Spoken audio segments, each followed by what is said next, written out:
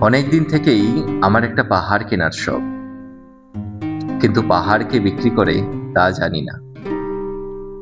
যদি তার দেখা পেতাম, দামের জন্য আটকাতো না। আমার নিজস্ব একটা নদী আছে, সেটা দিয়ে দিতাম পাহাড়টার বদলে। কে না জানে পাহাড়ের চেয়ে নদীর দামই বেশি। পাহাড় স্থাণু, নদী বহমান। তবু আমি নদীর বদলে পাহাড়টাই কিনতাম, কারণ আমি ঠকতে চাই। নদীটাও অবশ্য কিনেছিলাম একটা দ্বীপের বদলে। ছেলেবেলায় আমার বেশ ছোট্টখাট্ট ছিমছাম একটা দ্বীপ ছিল। সেখানে অসংখ্য প্রজাপতি। শৈশবে দ্বীপটি ছিল আমার বড় প্রিয়।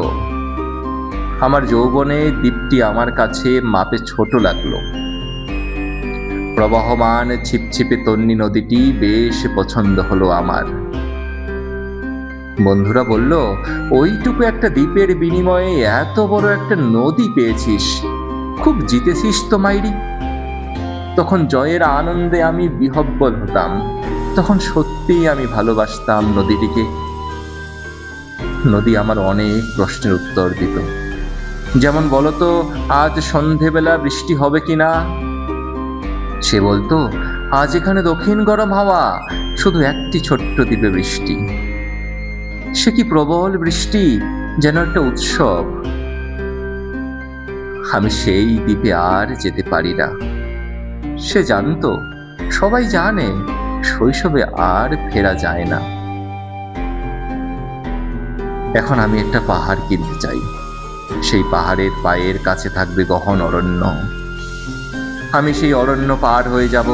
তারপর শুধু রুক্ষ কঠিন পাহাড়। একেবারে চূড়ায় মাথার খুব কাছে আকাশ, নিচে বিপুলা পৃথিবী, চরাচরে তীব্র নির্জনতা।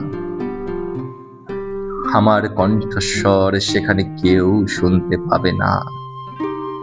আমি ঈশ্বর মানি না, তিনি আমার মাথার কাছে ঝুঁকে দাঁড়াবেন না।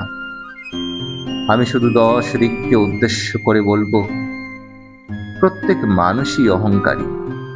এখানে আমি একা। এখানে আমার কোনো অহংকার নেই। এখানে জয়ী হবার বদলে ক্ষমা চাইতে ভালো লাগে। হে 10 দিক, আমি কোনো দোষ করিনি, আমাকে ক্ষমা করো।